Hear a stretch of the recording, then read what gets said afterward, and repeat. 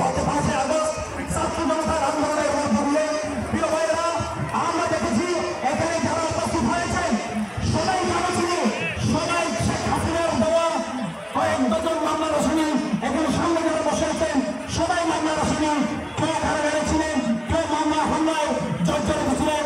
আর আমরা দেখেছি গুটি করে আমাদের নেতৃবৃন্দকে বড় বড় অফিসে এদিকে সেদিকে নেতৃবৃন্দের সাথে আওয়ামী লীগের সাথে তাল মিলিয়ে চলেছে। তাদের আজকে 5 আগস্টের পরে তাদের দলে সভাপতি নির্বাচন করেছে, আমাদের দলে কোনো অভিজ্ঞতা নেই।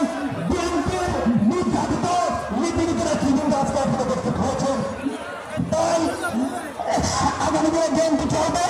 এই যারা নির্যাতন সহ্য করেছেন, যারা মামলা হামলা সহ্য করেছেন তাদের নেতৃত্বে আগামী বাসখালীতে রচিত হবে নেতৃত্ব সহযোগ ব্যক্ত করে আবার সবাইকে সংগ্রামী অভিনন্দন জানিয়ে আমি আমার বক্তব্য শেষ করছি। আমি এই পর্যায়ে বক্তব্য রাখার জন্য আহ্বান জানাচ্ছি বাসখালী উপজেলা বিএনপির সংগ্রামী সদস্য সচিব সংযুক্ত বক্তব্য রাখার জন্য আহ্বান জানাচ্ছি।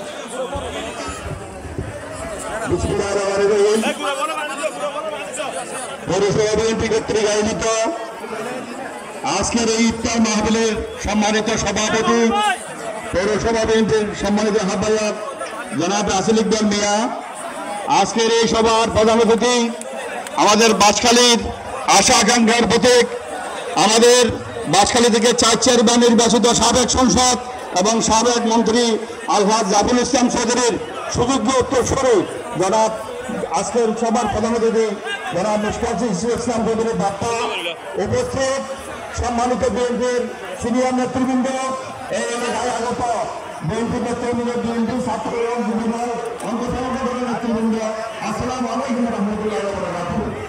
আমি শুধু একটি কথাই বলবো, আজকে অনেকদিন পর আমরা এই পৌরসভা দায়িত্বটা মাহফিল করতেছি। আমরা বিগত 16 বছর ইলেকশন মাহফিল করতে পারি নাই, এখানে কোনো জনসভা করতে পারি নাই। সরকার শাসনকাল আমাদেরকে কোনো কিছু করতে দেয় নাই।